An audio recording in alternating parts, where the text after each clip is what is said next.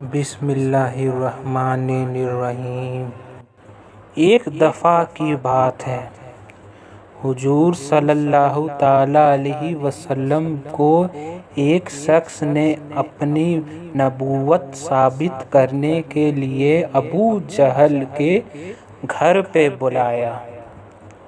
اس شخص کا نام حبیب یمنی تھا، جو یمن کا رہنے والا تھا۔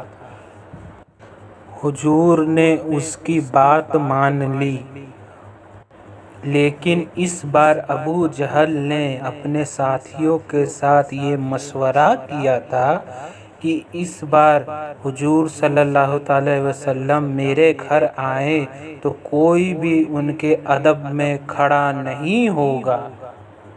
لیکن معاذ اللہ اپنے حبیب کی بے ادبی نہیں دیکھ سکتا تھا۔ اس نے فرشتوں کو حکم دیا، جاؤ فرشتوں، ابو جہل کے گھر جاؤ۔ تو فرشتے ابو جہل کے گھر پہنچ گئے۔ جب حضور صلی اللہ تعالیٰ علیہ وسلم ابو جہل کے گھر تشریف لائے تو فرشتے ابو جہل کے اور ان کے ساتھیوں کے بغل میں کھڑے ہو گئے۔ جیسے ہی حضور نے اپنا مقدس قدم ابو جہل کے گھر میں رکھا، ویسے ہی فرشتوں نے سب کے کان پکڑ لیے اور سب کو کھڑا کر دیا۔ پھر حبیب یمنی نے سرکار سے کہا، اگر آپ نبی ہیں تو چاند کے 2 ٹکڑے کر کے دکھائیں۔ دوپہر کا وقت تھا۔ حضور نے کہا، چلو۔ تو سب تیار ہو گئے، لیکن ابو جہل کا منہ لٹک گیا۔ تو اس کے ساتھیوں نے پوچھا، تم کیوں منہ لٹکائے ہوئے ہو؟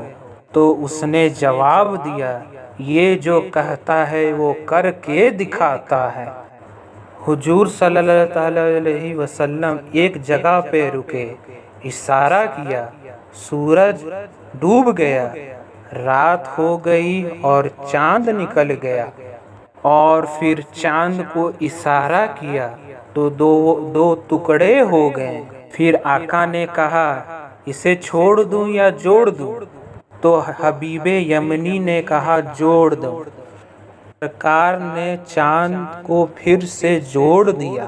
پھر آقا نے کہا، تمہاری ایک لڑکی ہے جو آنکھ سے دیکھ نہیں سکتی، منہ سے بول نہیں سکتی، تو اب جاؤ، تمہاری لڑکی بالکل ٹھیک ٹھاک ہو چکی ہوگی۔ حبیب یمنی اپنے گھر پہنچا تو اس نے دیکھا کہ اس کی بیٹی بالکل ٹھیک ہو چکی تھی۔